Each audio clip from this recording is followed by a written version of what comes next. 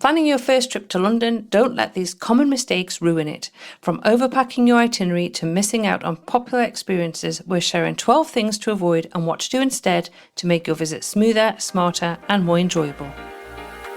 Welcome to the UK Travel Planning Podcast. Your host is the founder of the UK Travel Planning website, Tracy Collins. In this podcast, Tracy shares destination guides, travel tips, and itinerary ideas, as well as interviews with a variety of guests who share their knowledge and experience of UK travel to help you plan your perfect UK vacation. Join us as we explore the UK from cosmopolitan cities to quaint villages, from historic castles to beautiful islands, and from the picturesque countryside to seaside towns. Hi, and welcome to episode 161 of the UK Travel Planning Podcast. I'm Tracy. And I'm Doug, and in today's episode we're chatting about 12 of the most common mistakes some first-time visitors make when planning a trip to London, and sharing what to do instead so you can make the most of your time in the city.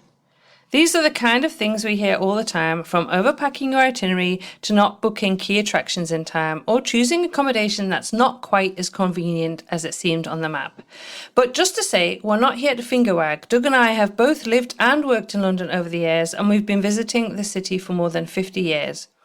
And we've seen the city evolve and understand it in a way that goes beyond the guidebooks. So we're sharing practical, friendly advice based on our experiences, the kind of insight you only get really over decades of visiting, and of course helping thousands of others do the same through our websites, Facebook groups and itinerary consults.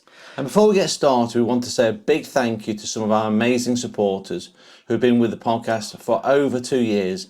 Danielle, Deborah, Vanetta and Tina. Your continued support means so much to us and helps keep the show running. If you'd like to support the podcast, and we'd love you to, you can do so for as little as $3 a month and get a shout out in a future episode. There's a link in the show notes if you'd like to join them.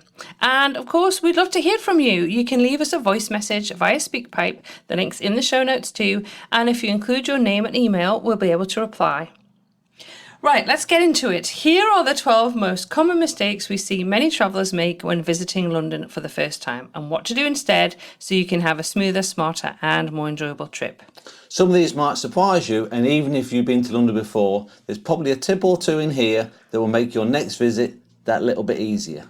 So mistake number 1 is overpacking your itinerary. So this one comes up all the time, trying to fit too much into one day. And honestly, we've done this too. You get excited, you make a list of everything you want to see, and before you know it, your relaxed sightseeing day has you sprinting across London between Tower Bridge and Harrods. Yes, and London does look walkable on a map. We're not going to deny that, but it's deceiving because everything takes longer than you think it's going to do. And for example, the tube, it's great, but you've got to change between lines, the stairs, escalators, all that time adds up. It certainly does. So we always recommend focusing on one area per day, don't we? Yeah, we do. For example, if you're going to Westminster Abbey, plan your lunch nearby and maybe a walk along the South Bank. Nice. Yeah. Don't try to cram in the British Museum too. It's not a good idea. No. And we've actually got a whole series of area guides which will help you with this. And I'll pop those in the links in the show notes. Those are on our londontravelplanning.com website. So mistake number 2 is booking things too late or not at all. Yeah, this is a common one, isn't it? Yeah. We've had people saying, we're in London and can't get tickets to the Sky Garden, or Harry Potter's completely sold out. Yeah, and we do get it. It's not always obvious what needs booking in advance, but in London things do book out, especially during peak times like summer, school holidays and the festive season. Afternoon teas too. The West End shows, the so many of the quays, the Tower of London, all these things have a limited capacity and often sell out. Yeah, definitely some of the very popular afternoon teas as well. I mean, there's lots of afternoon teas to choose from, but if there's a specific one that you want to do, I would check to book that. Yeah. So, I mean, we always recommend booking your top 3 must-do experiences anyway, as soon as you've locked in your dates. So that might be the London Eye, might be a guided tour, or might be a special dinner. And don't assume you can just show up either. You might get lucky with same-day tickets, especially for theatres. But if you want the best seats, you're going to have to book ahead. Yeah, we've actually created a full guide to help with this, including when to book attractions, tours, restaurants and more. And I'll pop the link in the show notes. Basically, it's how far ahead should you book for London.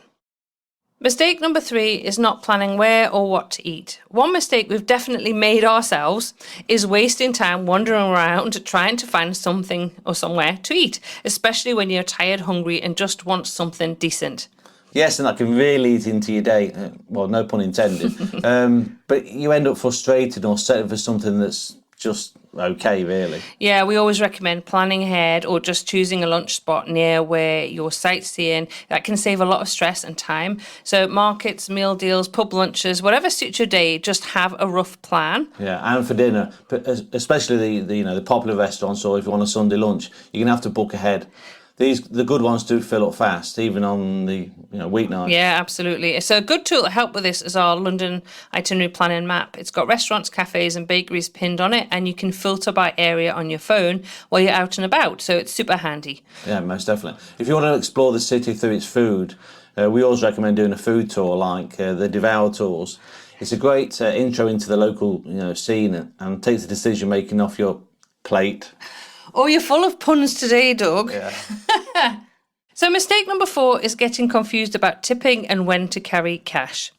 Yeah, that's right. So tipping in the UK can be confusing, especially if you come from a country with a strong tipping culture. Yep, that's true. And the big thing to note is that many London restaurants already include a 10 to 12.5% service charge on the bill, especially in sit-down places. So it's always a good idea to check before you then add another tip. Yeah, so if it's not included and the service was good, adding 10% or more is appreciated, but it's not expected in the same way as it is in some other countries. That's true. And in pubs, when you order drinks at the bar or if you're in a fast food place, tipping isn't expected. You just pay what's on the bill. Yeah, one situation where you might want a tip, though, if you're doing a tour, it's a nice gesture to give a small cash tip, especially if the guide or the driver, went above and beyond their job. Yeah, definitely. Just make sure that it's in British pounds. Oh, yes. So it's worth carrying a small amount of cash for things like tips and market stalls or public toilets.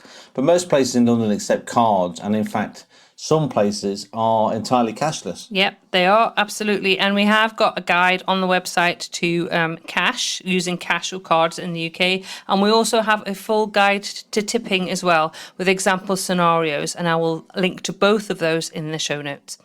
Now, mistake number 5 is not understanding the transport system. Now, while the tube is amazing, and it's fast, efficient and iconic, it's not always the best choice, especially for short distances. No, that's true. I mean, I do know from others that it can be quite overwhelming at first. I've had many years of using it. So, changing underground lines or stations can sometimes take a little longer than expected, especially if there's lots of walking between platforms, which there is. Yeah, absolutely. Well, we always suggest downloading the Transport for London Go app or City Mapper because they're both brilliant and they'll show you the quickest route and even let you know if it's faster to walk, which it can be. Yeah. A lot of first-time visitors do default to the tube for everything, but sometimes hopping on a Red London bus can be a bit of a better experience. Oh yeah, for sure. Well, I'm just thinking it's been very, very hot in London recently, and to be honest, for me, I would not want to be on the underground when it's that hot. So do mix it up when you're in London. Don't automatically jump on that underground because you miss out on so much when you're under London instead of actually above ground and seeing it. That's very true. And one more thing, we've got full guides on using the tube, buses, boats, black cabs, and more on the London Travel Planning website. If you're not sure which option to choose, we've got you covered. Absolutely. Now, mistake number 6 is wearing the wrong shoes. Yes. You've been there, haven't you, Tracy? Wrong shoes, painful feet, grumpy. You'd call me grumpy? I'm never grumpy. Yeah. Okay, well, yeah, that is true. There's nothing worse than getting a blister on your foot on the first day. Now, London days are long. You're going to walk a lot. I mean, we've done 25,000 plus steps a day, and that mounts up. So if you already get a blister first day, you're going to be cursing it by the second or third day, I tell you. There are cobblestones, stairs, wet pavements, escalators, and your feet are definitely going to feel it. Most definitely, yeah. So I suppose the secret is not to wear brand new shoes. Make sure you break them in first. Yeah, well, I always do. I make sure that I've got my comfy trainers or my boots. They're honestly my best friends when I go walking in London. Save your high heels for dinner if you must, but during the day, honestly, be kind to your feet. Now, mistake number 7 is staying too far from the centre of London. Now, on paper, that hotel in Zone 4 might look like a bargain, but honestly, the reality is long tube ride, you might miss connections, late night journeys back from the theatre, just no fun. Yeah, we've heard so many people say that, haven't we? We didn't realise how far it was to travel. Sometimes they spent more time commuting than actually sightseeing. That's absolutely true. Now, London's transport system is divided into zones, with Zone 1 and Zone 2 covering the central area where most of the main attractions are, like Westminster, Covent Garden and the Tower of London. Yeah, so once you get into Zone 3 or 4 and beyond, travel times increase and so can the costs, especially if you're making multiple trips a day. That's true. So that's why we always suggest staying in zones 1 or 2 if possible. It might cost a little bit more up front, but it saves you time, stress, and sometimes even money when you factor in the transport costs. Yeah, and being able to walk back to your hotel in the evening, that's worth a lot, especially after a long day out. Oh, that is absolutely for sure. So mistake number 8 is skipping lesser known attractions. That's right, everyone goes to the Tower of London, Buckingham Palace and Westminster Abbey, and quite right, but London has so much more to offer if you're willing to explore beyond the tourist trail. That's right, and that's where the hidden gems comes in, and they often end up being people's favourite part of the trip. That's true. Yeah, one of my favourites is the Shad Thames. It's tucked behind the Tower Bridge with cobbled streets, warehouses, great river views, and it's so atmospheric. It is, and you get some fantastic photos as well. We've got some great selfies with Tower Bridge in the background. I also love St Dunstan's in the East, which is a ruined church that's been turned into a public garden. Honestly, it feels like a bit of a secret oasis in the middle of the city. Yeah, that's true, yeah. Then you've also got Leadenhall Market, which dates back to the 14th century and was used, I believe, in the Harry Potter films. I think so. And then you've got places like Little Venice, where the canals meet and you can take a scenic walk or boat ride to Camden. It's such a peaceful part of the city. Yeah, that's right. And don't forget the Sky Garden as well. That's free to visit. And you can get some incredible views over London from the top of the walkie-talkie building. That's true. Now, we've put together a full guide to London's hidden gems on the website, and we've got 37 different ideas for you, from secret gardens and quirky museums to historic pubs and art-filled tunnels. So I think it's worth checking out. Certainly is. So if you've been to London before or just want to get off the beaten track, definitely check that out. Yeah, for sure. So we'll link to that as well in the show notes. Now, number 9 is not checking opening days and hours. Now, yes, this one really trips people up, including me. I tried to visit the London Silver Vaults earlier this year, only to discover that they're closed on Sundays after I had gone there to check it out. But I didn't check the website ahead of time. So you need to know that, honestly, some attractions don't open every day and many places close earlier than you'd expect, especially in winter or around the holidays. Yeah, that's true. And it's also worth noting that opening hours in London can be later than many visitors expect. That includes cafes, shops and museums, and some don't open until around 10 o'clock. Yeah, that kind of always throws our Australian friends off, doesn't it? True, it does. And they don't stay open late either. Most shops close by 6 p.m, and on Sundays many shut as early as 4 or 5. Yeah, that's true. Some museums and galleries do have late opening times though, but usually that's just once a week. For example, the British Museum stays open till 8:30 p.m. on Friday. Yeah, I mean, those late night openings are pretty good, but do check on the websites for those. And it's also important to know that major attractions like Windsor Castle aren't open every day. And this has tripped up so many people that when we've spoken to people on consults. It's typically open Thursday to Monday, so it's closed Tuesdays and Wednesdays. But they can also close unexpectedly for royal events. That's true, and it's not just the big names either. You know, afternoon teas, spots and galleries and smaller venues often have sometimes quirky hours or midweek closures. A quick check of their websites, though, usually saves any disappointment. And a lot of time, for example, I wish I'd done that when I went to the Silver Vaults earlier this year. Okay, so mistake number 10 is not planning for jet lag planning what you're going to do on your arrival day. You know, yeah, that's true. If you land in London full of excitement and full of beans and ready to go and trying to cram in a whole day of sightseeing by 2 o'clock, you'll be falling asleep. Yeah, honestly, your body clock will be all over the place. And, you know, if your room's not ready and you're stuck wandering around with luggage and you've got no energy, it's not the best time to try and do loads of stuff in London. That's true. I mean, one great tip is to book your hotel from the night before, especially if you're arriving very early in the morning. That way you can check straight in and freshen up. Yeah, and also would recommend that you keep that first day light. Maybe just take a gentle walk along the Thames, grab a bite to eat, just explore a little bit. Don't rush around and kind of over plan your day. Now, this isn't London I'm going to mention, but I remember being in Rome a few years ago, and some people landed from Canada and they'd booked a tour of the Vatican museums, and they lasted 20 minutes and then they had to tap out and go up to the hotel. It was a lot of money that was wasted. So recommend that you really consider what you're going to do. Yeah, I mean, we recommend something like the touchdown tours with Discover Real London, black cabs, don't we? Yeah. I mean, they'll pick you up when you land and give you a fantastic tour of the city without any stress of navigating, Yeah, when you're tired, and then tired. They can drop you off at the hotel afterwards, and it's perfect. a really great way to ease into your trip. London will still be there tomorrow. Just don't let jet lag ruin your first impression. Yeah, that's true.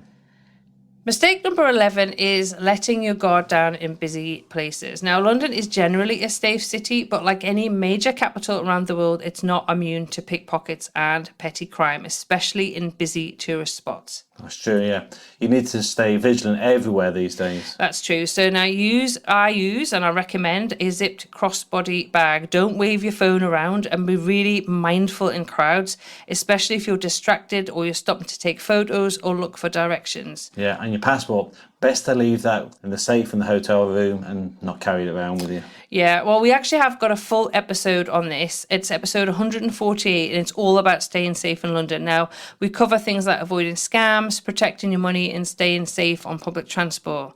Yeah, it's definitely worth a listen if you want to feel a bit more confident about getting around. Yeah, and I've also filmed a YouTube video where I share my favourite anti-theft bags and travel accessories. So if you're wondering what to bring or how to keep your belongings safe, that's a good one to watch. So you can, if you search UK travel planning on YouTube and look for the video about bags and accessories, you'll find it. But I will also share the link in the show notes as well.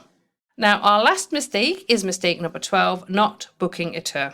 So many people skip tours. They think they can just figure it out as they go along themselves. But honestly, a good tour can completely transform your experiences of London. Yep, I totally agree. Whether it's a walking tour, a food tour, or a black cab experience, a great guide doesn't just tell you facts. They're going to unlock stories, they're going to give you perspectives you've never discovered on your own, and you often get to see or do things you simply couldn't without being part of a tour. Yeah.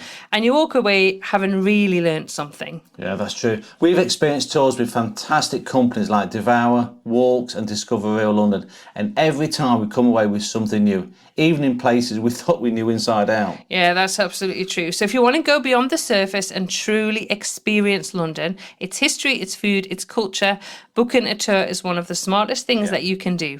So that basically wraps up episode 161 of the UK Travel Planner podcast. We hope today's tips help you avoid some of the most common travel mistakes and enjoy a smoother, more memorable trip to London. If you've got questions about your trip or a travel tip of your own to share, we'd love to hear from you. Just leave us a voice message using SpeakPipe.